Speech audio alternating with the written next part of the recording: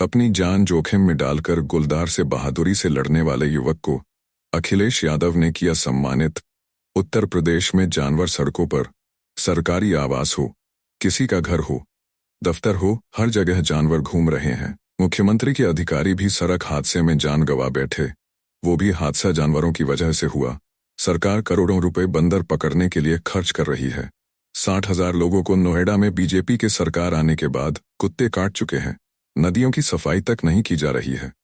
महत्वपूर्ण विषय यह है, साहसी व्यक्ति को सम्मान करने के लिए उपस्थित हुए हैं। समाजवादी पार्टी के प्रमुख अखिलेश यादव ने शनिवार को भाजपा पर एक सोची समझी रणनीति के तहत मंत्रिमंडल के फैसले के जरिए Jayaprakash Narayan international centre society को पहले खत्म करने और फिर उसे बेचने की तैयारी करने का आरोप लगाया। अखिलेश ने लखनऊ में पत्रकारों से बातचीत में कहा, जरा सोचिए, जयप्रकाश जी, इतना बड़ा नाम, जिन्होंने आजादी से लेकर लोकतंत्र को बचाने और देश को नई दिशा देने के संघर्ष का रास्ता दिखाया, उनको समर्पित एक संग्रहालय और उनकी याद में यह इमारत सरकार ने पहले इसे चलाया नहीं, बर्बाद किया, फिर बर्बाद करने के बाद इसे एलडीए को दे रही है।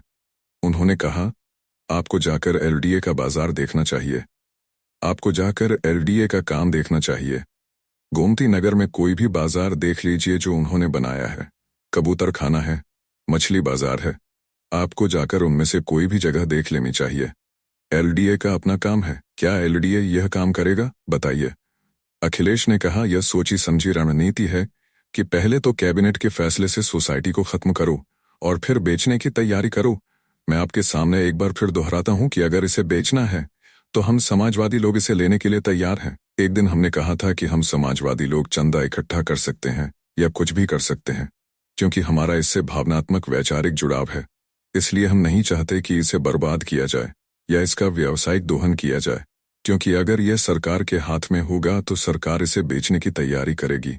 अखिलेश ने यह भी कहा कि जब नेताजी ने जेपीएनआईसी की आधारशिला रखी थी तो जॉर्ज फर्नांडिस और मोहन सिंह सहित सभी महत्वपूर्ण समाजवादी नेता मंच पर मौजूद थे। उन्होंने कहा, उस समय कहा गया था कि यह समाजवादियों का केंद्र होगा, जहां नई पीढ़ी आकर देखेगी कि कितना बड़ा संघर्ष था। जेपी लोकतंत्र, समाजवाद और देश को बचाने के लिए निकले थे। पूरे देश के लोग उनके साथ जुड़े और इसका नतीजा यह हुआ कि संपूर्ण क्रांति के आंदोलन ने देश को बदल दिया और दिल्ली में नई पार्टी बनी। और जिन लोगों ने जेपीएनआईसी को बर्बाद कर दिया, उन्हें अब सोचना चाहिए कि वे बिहार में किससे वोट मांगेंगे।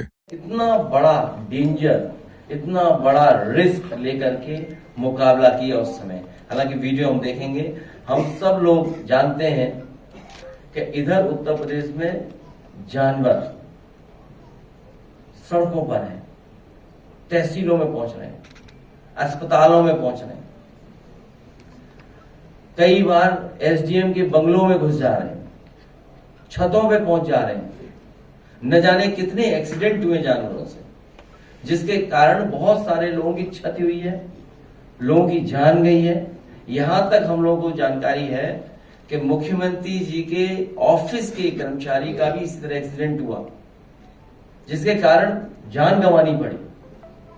विधानसभा में जब मैं था, हमारे साथी जानते होंगे, समय समय पर हम लोग सूचना देते थे और जानकारी सरकार को देते थे और लिस्ट दी बाकायदा कि कितने लोगों की जान जा चुकी है जो जानवर सड़कों पे घूम रहे हैं। सीसीटीवी में कैद होते हैं कई बार। बहराइच और हमारे रहे 7 मंत्री, वो जानते होंगे कि बहराइच और श्रावस्ती और बलरामपुर में कुछ ऐसी घटनाएं हुई जो गांव में घुस जाते थे और बच्चों की जान गई। परिवारों को हम लोगों ने इकट्ठा बुलाया था। बहुत मेहनत के बाद, सरकार को अपने अधिकारियों का बहुत जिम्मेदारी से लगाने के बाद तब जाकर के कुछ पकड़े गए जानवर। लेकिन स्थिति अभी भी नहीं सुधरी है। वो तो हमारे जंगल में ही रहते हैं। कहाँ गए मंत्री जी? ये देखिए, ये तो जंगल में रहते हैं, बिल्कुल जंगल में रहते हैं। और आए दिन हम लोग तस्वीर, खबर देखते हैं। सच्चाई तो यही है कि जंगल हम खत्म कर रहे हैं, और जब जंगल खत्म हो जाएंगे तो वो लोग भी हमारे पास ही आकर के रहेंगे और खाएंगे पिएंगे। जो लगातार हम लोग नुकसान पहुंचा रहे हैं, हम सब लोग जंगल से निकलकर इंसान बने। और आज हम जंगल को ही नहीं सुरक्षित छोड़ पा रहे हैं। ये जो नेचर की जो साइकिल है हम उसको ही नष्ट करने लग रहे हैं। कटान है बड़े पैमाने पर, लकड़ी की चोरी है बड़े पैमाने पर, और इधर जब से भारतीय जनता पार्टी की सरकार आई है अतिक्रमण बड़े पैमाने पर है। जहां जंगल है कटान तो है ही है, अतिक्रमण बड़े पैमाने पर है। और उसका परिणाम यह हो रहा है कि हमें समय समय पर सूचना मिलती है कि जंगल से जानवर निकल करके हमारे रिहायशी इलाके में पहुंच करके नुकसान पहुंचा रहा है, और बहुत बड़े पैमाने पे जान गई लोगों की। बड़े जानवर हैं और तरह के जानवर हैं। एक बार तो हम लोगों ने देखा होगा कि एक जिलाधिकारी महोदय कुछ निरीक्षण पे गए थे, बंदर उनका चश्मा लेके भाग गया। बंदर ही चश्मा ले गया उनको। बंदरों को पकड़ने के लिए करोड़ों रुपए खर्च कर रही है सरकार, करोड़ों रुपए का टेंडर हुआ है।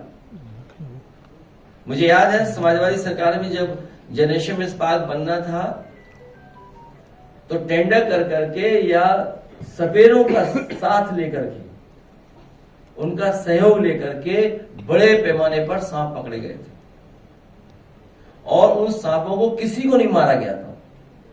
जो सुरक्षित जगह जंगल में है वहां पर पहुंचाया गया था। उस पर जांच की भी कोशिश की थी सरकार ने। क्या आखिरकार ऐसा सरकार क्या कर रही है, या उस समय क्यों फैसला लिया गया? अभी सुनने में आ रहा है कि अस्पतालों में सांप के काटने वाली दवाई नहीं है, इंजेक्शन ही नहीं है, क्योंकि इधर बहुत सारी घटनाएं होंगी। अभी कुछ खबर आई कि किसी जानवर ने काट लिया एथलीट की, उसकी जान चली गई। नोएडा में खबर मिली थी कि इतने हजार लोगों को काट चुका है, कुत्ते काट चुके हैं, कई हजार। सुनने में आया जब से बीजेपी की सरकार आई है 60,000 से ज्यादा लोग नोएडा में काटे जा चुके हैं, कुत्तों ने काटा उन्हें 60,000। बताइए।